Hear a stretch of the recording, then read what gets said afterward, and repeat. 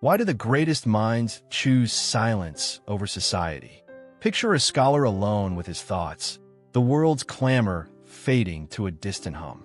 Arthur Schopenhauer understood this instinct better than anyone, that solitude is not a mere quirk, but a deliberate refuge. Throughout history, icons of intellect, Newton retreating to his garden to unravel gravity, Turing, lost in code behind closed doors, have willingly turned their backs on the crowd. They discovered that ideas flourish not amid applause, but in the hush of uninterrupted thought. Solitude is a crucible, stripped of distraction. The mind shines its brightest light. Yet for most, isolation feels like an empty void. Schopenhauer dared to enter it, believing that only there could one confront the raw machinery of desire itself. In that inner chamber, free from the demands of others, the will reveals its true shape. In this film, we will expose the hidden architecture of that will, its ceaseless tug, its betrayals and breakthroughs. We will trace the path from restless loneliness to profound insight and challenge you to ask, what might you discover if you dared to sit alone with your own mind? Solitude isn't exile. It's the secret anvil upon which genius is forged. Arthur Schopenhauer's life might read like a testament to exile. Born in 1788, he felt the loss of his mother before he could even name his sorrow. Johanna Schopenhauer's early death left a vacancy that no tutor or tutor's lesson could fill. His father, Heinrich, was a man of rigid discipline and fiery temper, drilling into young Arthur the unspoken lesson that affection was a currency too scarce to spend. When Arthur finally reached university, it should have been a turning point. Instead, it became a stage for his discomfort. He wandered lecture halls like a specter, present but unseen, more at home among the musty pages of ancient texts than in the chatter of fellow students. Professors noted his sharp intellect, but bristled at his barbed wit. Invitations to salons and debates arrived by post, only to be met with polite refusals. To Schopenhauer, conversation felt like gambling. You risked too much of yourself for too little in return. In Weimar's famed literary circles, he performed a kind of social experiment. He drafted a petition demanding that lecture hall doors be removed, so no clandestine visitor might eavesdrop. He dined alone in austere hotel rooms, bringing only a single, perfectly boiled egg, convinced that elaborate meals were distractions from thought. When colleagues called him misanthropic, he agreed with relish. He believed humanity was impermeable to reason, driven by blind urges beneath polite veneers. Yet in every intentional withdrawal lay a method. Early 19th century Berlin swirled with romantic ecstasies, sensory overload, emotional grandstanding, the cult of personal feeling. Schopenhauer recoiled. He saw in that swirling fervor the same chaotic will he would later describe in his philosophy. By constructing layers of solitude, self-imposed exile, intellectual seclusion, emotional detachment, he preserved the clarity he needed to map the contours of desire itself. His life became a living metaphor for his ideas. In resisting society's magnetic pull, he preserved an inner sanctum where thought could emerge unpolluted. Letters to friends, few though they were, reveal a man both proud of and haunted by solitude. He wrote of the endless chatter of souls, each trying to outshout the other, and confessed that only in silence could he hear the pulse of his own convictions. Still, Schopenhauer was far from a passive victim of circumstances. His misanthropy was not bitterness born of injury, but a philosophical choice refined over decades. He watched peers curry favor, maneuver through academic politics, squander their energies on flattery, and he wondered whether any true insight could come from such transactions. To him, solitude was neither punishment nor penance. It was a laboratory. In isolation, he could dissect every fragment of thought, examine each impulse, and rebuild his philosophy from the ground up. By the end of his life, Schopenhauer's reputation stood in stark contrast to those of his contemporaries. While others sought acclaim through networks and patronage, he remained defiantly alone, an island of thought amid a sea of social performance. This austere path shaped the world as will and representation, his masterwork, and laid the groundwork for generations of thinkers who recognized that true autonomy often requires turning one's back on the world. In tracing the contours of his lonely journey, we see that Schopenhauer did not stumble into solitude. He engineered it. Each act of withdrawal was a deliberate move on the philosophical chessboard, ensuring that his mind would remain unassailable by the forces of distraction and desire. And in that carefully constructed silence, he found a freedom to see the world, and the will that drives it with unparalleled clarity. Section 3. Will Overworld, the philosophical architecture of isolation. The world, Schopenhauer tells us, is not a rational cosmos of neat purposes, but a churning theater of blind striving. In his seminal work, The World as Will and Representation, he unveils the will, an insatiable force at the heart of reality, pulling us ever onward, driving every impulse, every ache for more. It is neither good nor evil, simply ceaseless, an undercurrent that makes hunger, ambition, lust, envy, and sorrow inevitable. Imagine society as the grandest stage ever built, its wings teeming with actors, each one a will in miniature, clamoring to have its own desires met. Every conversation, every gesture, even the invisible currents of envy and ambition, form a riotous chorus. In that cacophony, the individual mind becomes like a whisper lost in a hurricane. Thought fragments, attention splinters, and clarity is drowned beneath 1,000 competing wants. Schopenhauer's radical insight, withdraw. In solitude lies the only space where the mind can step off the stage and survey the machinery itself. Alone, the roar of competing wills grows distant. The blind tug of desire can be observed rather than obeyed.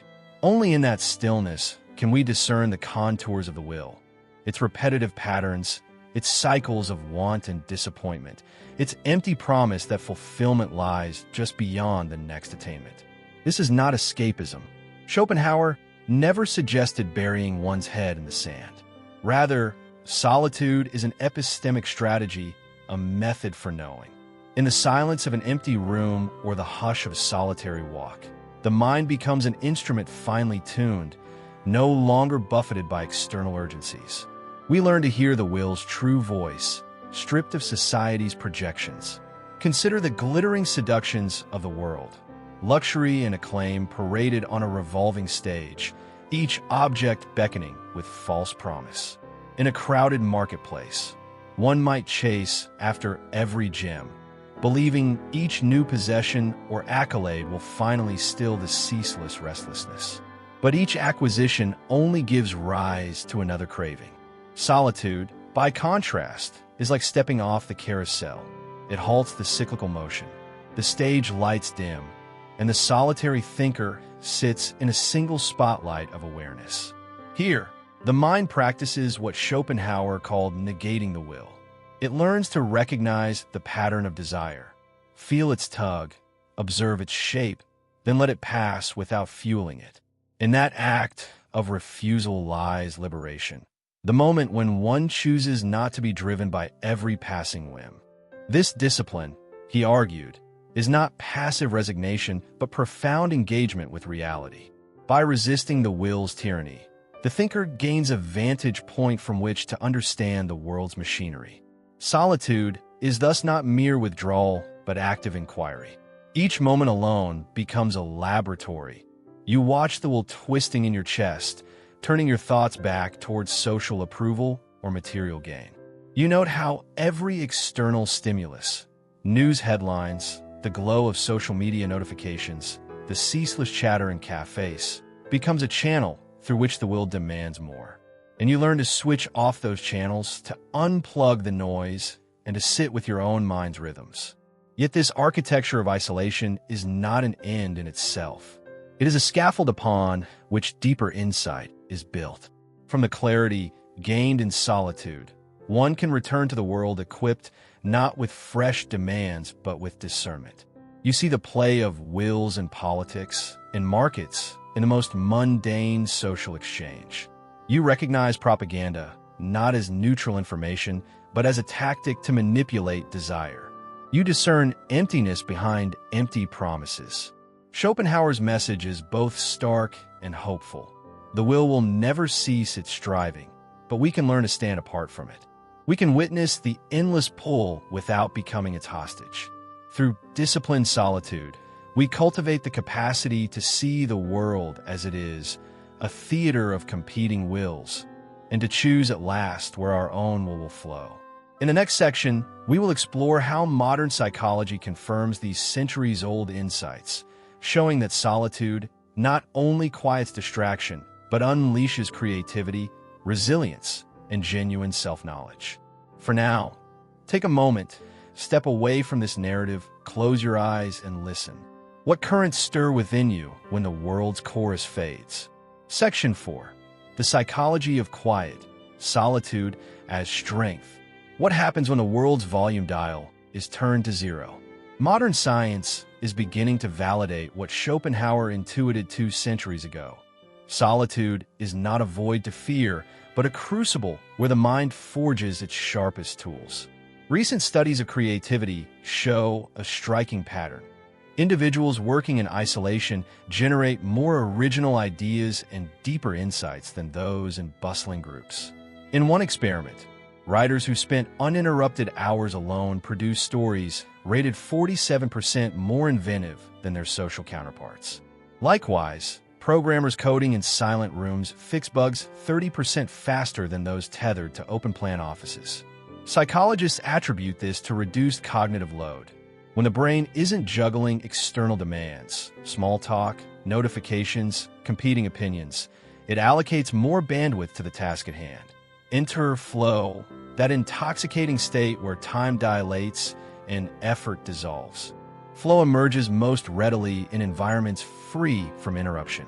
A software engineer recalls the moment she isolated herself in a dimly lit attic. Music off, windows shut. By hour 3, the code seemed to write itself. Lines of logic that had tangled on whiteboards earlier fell into place as if guided by an invisible hand. This deep work, modern experts argue, is the product of deliberate solitude, focused attention unlocked by the absence of distraction. But solitude's benefits extend beyond productivity. Cognitive psychologists study inhibition, our ability to filter out irrelevant stimuli. Highly social settings stretch this faculty thin. We constantly survey body language, tone, status. Over time, the mental toll mounts, leaving executive function, the manager of our thoughts, exhausted. In contrast, solitude replenishes our inhibitory control. Without the need to monitor every social cue, the mind can rest, recover, and return stronger. Emotional resilience, too, grows in the quiet. In solitude, we learn to sit with discomfort, the pang of doubt, the shadow of anxiety, the echo of old regrets. A novelist describes her ritual. Each morning, she journals without stopping for 20 minutes, allowing fears to surface on the page. Over months, she noticed those fears shrinking, their power to derail her creativity ebbing away. By confronting inner turmoil without external reassurance, she built an internal sanctuary that held firm even amid criticism or rejection. This runs counter to our culture's extroversion bias. We Leoneize the charismatic speaker, the networker, the influencer. Yet research suggests that the richest insights, breakthrough theories, revolutionary inventions, transformative art, often germinate in solitude's margins. The quiet mind is like fertile soil. When uncluttered by noise, it allows the seeds of novel ideas to take root and flourish. To illustrate, picture an overworked analyst trapped in a windowless cubicle, her shoulders tighter with each email ping. She slips out at dusk and wanders into a forest clearing. There, the hush is a balm. She closes her eyes, breathes deeply, and notices the subtle symphony of crickets. In that moment, her racing thoughts slow. Patterns begin to emerge. Connections between data points that had eluded her under fluorescent lights now shimmer into view. She returns to her desk at dawn, sketching out a new model that will transform her entire project. Solitude, then, is not loneliness. It is an incubator for ideas, a gymnasium for the mind's muscles, a retreat where one confronts and conquers the self-shadows. Schopenhauer saw it as the necessary prelude to profound insight.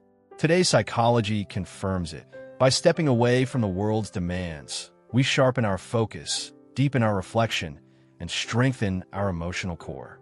As we continue our journey, we will see how society's relentless noise pushes thinkers away, and why those who refuse to relent carve out the silences that make genuine understanding possible. Section 5. Society's Sirens. Why the Intelligent Retreat. Intelligence thrives on depth, yet modern life offers only endless surfaces. Every day, invisible currents tug at our attention. Our pockets buzz with notifications, each ping a bidding call. Look here. React now. Don't miss this. Social media has transformed our inner worlds into a perpetual marketplace, where every thought must be packaged, posted, and performed. For the thinker seeking substance, this relentless spectacle feels like drowning in a carnival of trivialities. Academic life offers no sanctuary. The hallowed halls of universities conceal their own currents of ambition and rivalry. Papers are weighed not only on merit, but on how they curry favor with gatekeepers. Conferences become stages for political posturing. Even conferences held in the name of open inquiry can devolve into choreographed displays. Networking smiles, strategic alliances, silent competitions. Here, too, the sirens call prestige, tenure, status. To resist is to risk invisibility. Consumer culture amplifies the chorus. Billboards shout promises of transformation through purchase.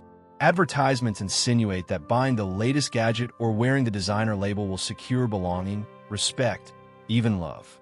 Yet each transaction satiates only briefly before desire stirs anew. We chase an ever-shifting horizon of enough, never pausing long enough to know what we truly want. These sirens echo patterns first glimpsed in Schopenhauer's day. In early 19th century Berlin, intellectual salons hosted fiery debates over poetry and politics. Pamphleteers hawked sensational rhetoric in crowded plazas. Printers churned out gossip alongside philosophy, leaving the curious mind to sift truth from spectacle. The difference today lies only in speed and scale. Where once a pamphlet took weeks to circulate, digital posts ripple across the globe in seconds. Intelligent minds sense the trap.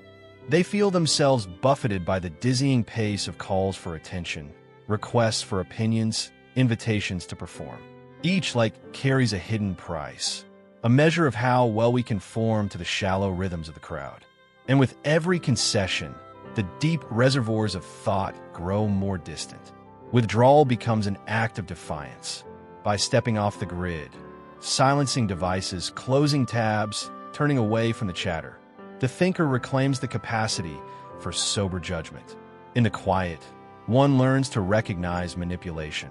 The carefully engineered algorithms that amplify outrage, the sponsored posts dressed as genuine voices, the viral trends that serve commerce rather than curiosity. Solitude becomes a crucible for discernment. But this retreat carries risk. In seclusion, the mind can drift into isolation, losing touch with the shared world it seeks to understand. Without some engagement, insight withers into irrelevance. The challenge, then, is to balance withdrawal with return, to use solitude not as escape, but as preparation. Throughout history, those who mastered this balance became architects of change. They retreated to think, but returned to speak with clarity untainted by chorus. They recognized that to influence society, one must first perceive its hidden motions, and that perception demands moments of quiet. As the sirens continue their siren song, now amplified by screens and data harvesting engines, our only hope for genuine understanding lies in sanctuary, a self-imposed exile where the mind listens to its own hum rather than the world's roar. In the next section, we will journey into the shadowy realm of conspiracies and propaganda, seeing how solitude equips us to see through the smoke and mirrors of mass persuasion. Section 6. Conspiracies, Propaganda, and the Clairvoyant Mind. In the hush of a midnight office, a lone researcher sits hunched over flickering screens. Tabs team with headlines, social media feeds, and archived documents. Her eyes dart from one data point to the next, tracing invisible threads, a cluster of identical posts, a network of synchronized accounts, a dark pattern advertisement slipping beneath the radar. Each discovery feels like a piece of a puzzle, one that, once assembled, reveals the machinery of mass persuasion. Schopenhauer warned of mass delusion, the phenomenon by which crowds, swept along by collective desire, lose their grip on truth. He saw pamphleteers and orators stoking passions for profit or power. Today, the sirens are digital, algorithms that amplify outrage, micro-targeted ads whispering to our insecurities, echo chambers that reflect only what we already believe. For those willing to step back into silence, the patterns become clear. In solitude, the mind sheds labels imposed by the crowd. A social psychologist explains how isolation uncouples one from the dopamine loop of likes and shares. Without that external validation, the brain begins to detect anomalies, repetitive messaging, coordinated timing, the subtle reposting of disinformation. It is here, in the absence of the crowd's roar, that skepticism takes root. But the rewards of clairvoyance carry a price. A journalist recounts how her investigations into covert influence operations led colleagues to question her sanity. How, in peeling back the layers, she became the paranoid one. Solitude can offer the vantage point to see through smoke and mirrors. Yet can also sever the anchor to community, leaving the thinker adrift amid skepticism and self-doubt. Visually, we cast our researcher's journey as a neo-noir thriller. Low-angle shots capture her silhouette against cascading code. Tight close UPS reveal furrowed brows and trembling fingers as she clicks through digital breadcrumbs. A pulsing score swells whenever she connects 2 points, an exclamation of insight, then recedes to silence as the weight of what she's uncovered sinks in. Investigative experts emphasize that real conspiracies are rarely grand conspiracies at all, but emergent effects of countless micromanipulations. In the quiet, one discerns how theater becomes governance, how fear is weaponized, how truths are corralled and channeled in a public consent. Such clarity, Schopenhauer would suggest, is the fruit of battling the will's noise head-on, refusing to participate in its dramas until those dramas expose themselves in their raw, mechanical repetition. Still, this path is not for everyone. The price of perception can be isolation. The thinker who steps outside mainstream discourse may find fewer peers who share, and more who dismiss such insights as delusion. The question then becomes, how to integrate these revelations without being consumed by them. As our researcher closes her laptop at dawn, she steps onto a balcony overlooking a city waking from its slumber. In the pale light, the patterns she traced in the dark make sense, yet the world she sees transforms before her eyes. It is a world shaped by hidden currents, currents visible only when one dares to look away from the stage. In the silence of her solitude, she has become clairvoyant and now faces a choice: to rejoin the chorus and speak her truth, or to remain alone, guarding knowledge that few are ready to hear. Next, we will confront the delicate balance between solitude's revelations and the necessity of connection, exploring how the intelligent mind can return from the void without losing its vision. You have followed our journey from candlelit manuscripts to the hidden engines of desire. Now ask yourself, when was the last time you listened to your own mind without interruption? When the world's clamor falls away, what truths begin to surface? Begin with a simple promise to yourself. 30 minutes each morning, no phone, no messages, no demands. Sit with a blank page. Notice the questions that rise. old worries, new dreams, that persistent tug of ambition, and let them flow onto paper without judgment. In that stillness, you will discover patterns of thought hidden by the day's noise. Next, carve out solitude sanctuaries. A park bench at dawn, a corner of your home bathed in afternoon light, a cafe table left intentionally unoccupied by conversation. In these pockets of quiet, the mind regains its natural equilibrium. Over time, you will feel the tension ease, your attention deepen, and the space between impulses widen. Reflective journaling becomes your compass. Write not only what you did, but how you felt, what you observed in the silences between thoughts. Return to these notes each week and trace the evolution of your inner landscape. You may find that anxieties shrink, creative sparks ignite, and the contours of your own will appear with startling clarity. Silence is not absence, but presence, an opportunity to recalibrate your purpose. Notice how the pull of trivial distractions fades, replaced by questions of substance. What do I truly value? What kind of life do I wish to shape? From this vantage, even the smallest decisions, an email response, a conversation choice, become acts of deliberation rather than reflex. Solitude need not be permanent exile. Rather, it is the forge in which insights are tempered. When you re-engage with colleagues, family, or community, you bring something invaluable, undistorted vision. You speak with intention, free from the compulsive need for approval or applause. Your ideas carry weight because they were born in silence, refined by introspection, and tested against your own deepest convictions. This is not social failure, but radical self-care and intellectual liberation. In a world buzzing with distraction and deceit, the most courageous act may be to turn away, if only for a moment, to look inward. From that vantage point, you will glimpse the hidden currents shaping your desires, and you will learn to navigate them rather than be swept along. As you sit alone with these words, remember Schopenhauer's final admonition: a man can do what he wants, but not want what he wants. True freedom lies not in endless choice, but in the power to choose wisely. Embrace the void, and from its quiet heart, build visions that outlast the world's fleeting noise. Solitude can be a forge, but left to burn too long, it becomes a prison.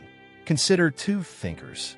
One retreats into a mountain lodge, daily mapping his inner turbulence until he uncovers a theory that reshapes his field. Another locks himself away in the same solitude, only to find his thoughts twisting into paranoia and despair, his manuscripts unreadable scribbles of fear. Schopenhauer himself knew this peril. In private letters, he warned of the sterility of the hermit's cave, where unchecked reflection can calcify into cynicism. He believed that withdrawal must be balanced by the pulse of human connection, that without it, the mind risks mistaking its own echo for truth. Modern psychology confirms his caution. Studies of extreme isolation show rising rates of depression and cognitive distortion when people lack ambivalent social coupling. The paradoxical need for both introspection and empathy. We are wired to reflect, and wired even more deeply to respond. Too much solitude invites the mind to wander down unlit corridors. Still, balance is possible. Take the novelist who alternates weeks in a snowy cabin with group workshops back in the city. In solitude, she summons her most vivid characters. In community, she refines their voices through critique and laughter. Each return from silence feels like stepping into daylight. Her ideas sharper, her empathy renewed. The lesson: solitude's gift lies in its impermanence. It is the wellspring of clarity, but also the doorway back to shared understanding. Only by emerging from our private sanctuaries can we test our insights against the world and discover that true vision depends as much on dialogue as on silence.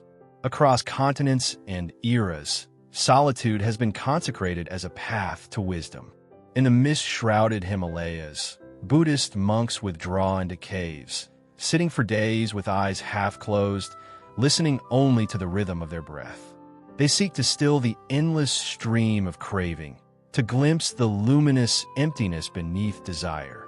Thousands of miles away, in ancient Athens, Stoic philosophers paced the marble colonnades at dusk. They practiced the evening examen, reviewing each event of the day, noting where impulses led astray, and strengthening the inner citadel against fortune's whims.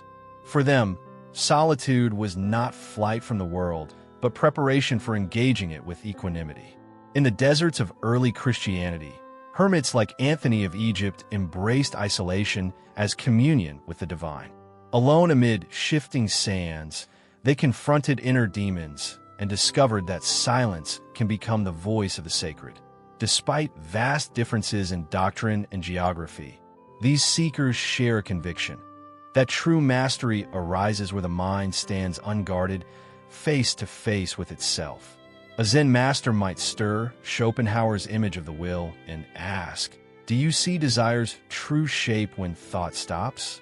And Schopenhauer might reply, "Only in the quiet can one discern the will's pattern, free from the world's echoes."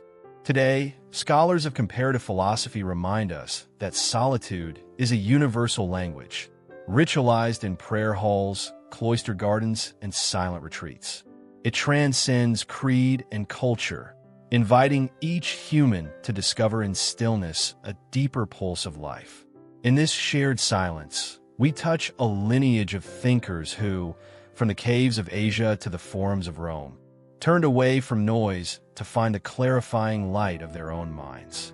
Artists have long found their truest voices in the hush of solitude. In that silent studio, every drop of paint, every scratch of pencil, resonates with the pulse of the creator's mind. Franz Kafka wrote into the small hours, alone in a cramped garret, shaping worlds from the hum of his own anxieties. Georgia O'Keeffe stood before New Mexico's barren landscapes, her brush capturing the vastness she felt within. Solitude heightens perception. A writer who types in emptiness discovers each word gaining gravity, every sentence a vessel carrying nuance that would vanish amid conversation. A pianist practicing alone in an empty concert hall hears not only the notes, but the spaces between them. And in those spaces, emotion takes shape. Psychologists tell us that when external stimulations recede, the mind's sensory imagination expands.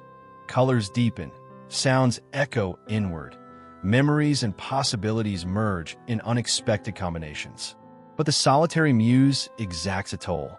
Isolation can become an echo chamber, amplifying self-doubt and stoking the fear that no one will ever understand or care about your work. The artist confronts a twin adversary, the blank canvas and the blank self. Schopenhauer wrote that suffering is the parent of art, and in solitude we encounter both, our deepest wounds and our brightest sparks. Yet from that tension emerges creation. Consider a sculptor who, after weeks alone shaping clay in a quiet loft, unveils a form so vivid it seems to breathe. Or a composer who, in the stillness of midnight, weaves melodies that haunt audiences decades later. Their masterpieces were born not from crowds, but from the intimate dialogue of solitude. In the silent crucible of their own minds, these creators transformed raw introspection into works that speak to us all, reminding us that within the solitary chamber of thought lies the wellspring of art's most luminous beauty. Is it ever wrong to step aside from the world's demands in order to serve it better? Arthur Schopenhauer believed true compassion springs from recognizing another's suffering as one's own. Yet retreat into solitude can look like shirking moral duty. A doctor who abandons wards in burnout, a citizen who refuses to vote, a scholar who never shares her insights. Schopenhauer's ethics revolve around pity, the spontaneous sense that another's pain is your own. Withdrawal, he argued, must be provisional, a means to restore one's capacity for genuine empathy. Consider a physician overwhelmed by endless crises. She takes a sabbatical not out of selfishness, but to heal her own fatigue. In solitude, she regains her ability to listen, to feel another's anguish without collapsing under it. When she returns, her care is deeper, her her presence more alive. Contrast this with the hermit who abandons community entirely, ignoring neighbors in need, declining every call for help. His isolation becomes egoistic, a fortress built around indifference. Schopenhauer warned that such misanthropy twists the will inward, breeding cruelty rather than compassion. Ethical isolation, then, is not abdication but recalibration. It asks us to recognize our limits, to pause before we act harmfully. In retreat, we confront our own suffering, remember our shared humanity, and forge new resolve. By stepping back briefly, we can return with a clearer vision of service, our actions guided not by social performance, but by the deep bond that unites us all. Section 12. Leadership in Silence. The solitary path of visionaries. Great leaders understand that clarity emerges not amid applause, but in the hush before action. Abraham Lincoln began many mornings alone in the White House study, penning speeches and pondering the moral weight of a nation divided. In that quiet hour, he wrestled with the will's demands, public expectation, political pressure, before speaking with unwavering conviction. Nelson Mandela spent 18 years in a small cell on Robben Island. Deprived of company and modern comforts, he used solitude to reflect on justice, forgiveness, and the true meaning of freedom. Each day, in isolation, sharpened his resolve, transforming bitterness into empathy and preparing him to lead South Africa from division into democracy. Steve Jobs, inspired by his study of Zen, frequently retreated to forests and monasteries. Away from boardroom cacophony, he sketched product designs under towering pines, allowing intuition to guide innovation. In silence, he distilled complexity into simplicity, crafting devices that would reshape how we live.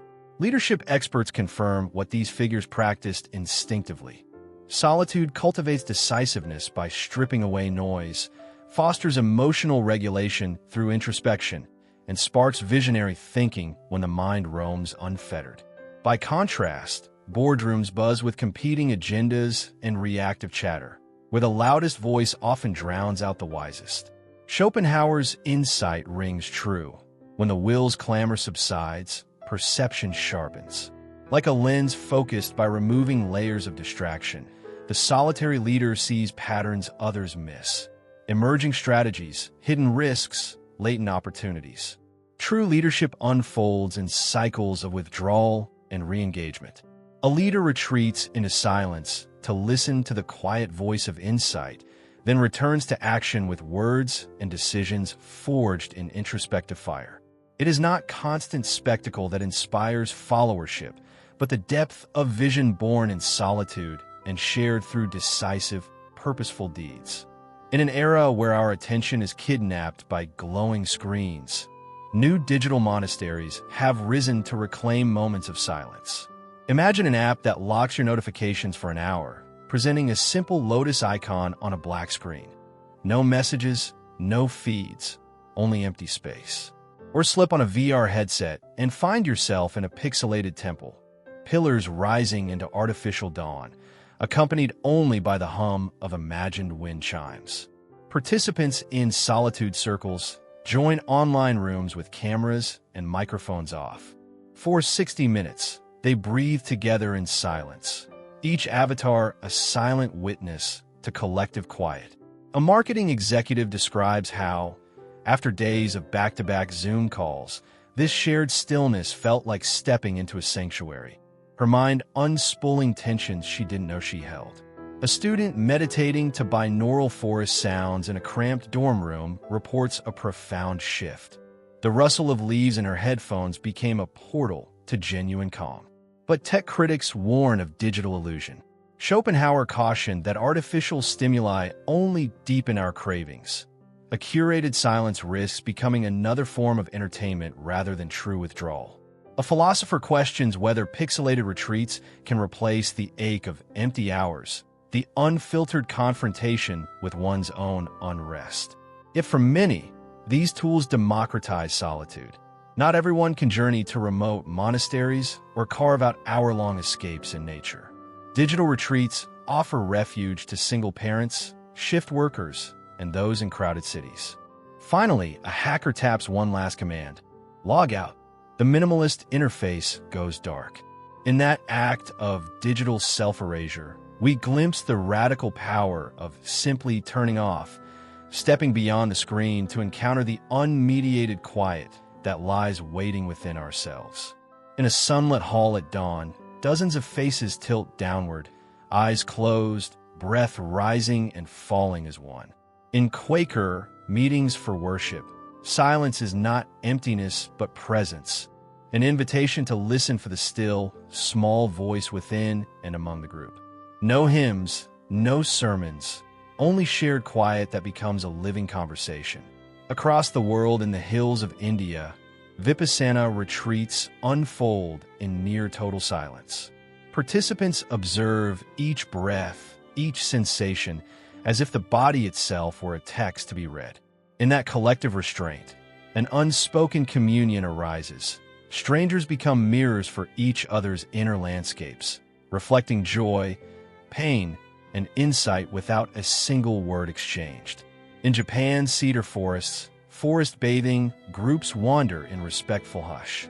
Step by step, the crunch of needles underfoot and the rustle of leaves overhead replace the cacophony of daily life. Together, they learn that silence can be a shared sanctuary, where the forest's own rhythm guides each mind towards stillness. Social psychologists note that communal silence deepens bonds in ways conversation cannot. When individuals synchronize in quiet, they tap into a collective mind, each person's introspection amplified by the presence of others. It is an echo chamber of empathy, where vulnerabilities surface and trust takes root. A modern retreat center illustrates this cycle. A sunrise bell calls everyone to the meditation hall. Silent meals follow, mindful gestures becoming acts of reverence. Evening circles allow for wordless reflection before gentle sharing. Here, Schopenhauer's idea of compassion, seeing oneself in another's suffering, finds its living expression. In communal silence, solitude is not lonely but multiplies, weaving individual stillness into a mosaic of shared humanity. A woman stands at the edge of a quiet lake. She drops a stone. Ripples spread. From solitude, change begins. We return to our earlier protagonists, no longer in retreat, but transformed. The educator now designs classrooms with silence woven into their architecture. Morning reflections, sound-dampened walls, soft corners where students pause to breathe. Not escape, but focus. A policymaker drafts blueprints for contemplative infrastructure, public parks without Wi-Fi, urban sanctuaries shaded by trees, benches designed not for productivity, but for presence. These are not luxuries, they argue, but necessities for a thinking society. A filmmaker, once consumed by the pace of modern media, now crafts scenes with lingering shots, ambient silence, and space between dialogue. Audiences don't just watch, they feel. In each case, solitude was not the end. It was the crucible. Visual metaphors trace the theme. Ink spreading through water, tree branches intertwining across a winter sky. From quiet, complexity emerges. A voiceover closes. The will may never sleep, but the quiet mind learns to listen, not obey, and in listening begins to shape the world anew. As sunrise floods the screen, the camera lifts, from the solitary figure at the lake's edge to a sweeping vista of rivers, rooftops, people in motion. A reminder, we withdraw not to disappear, but to return, anchored, awake, and ready to ripple outward.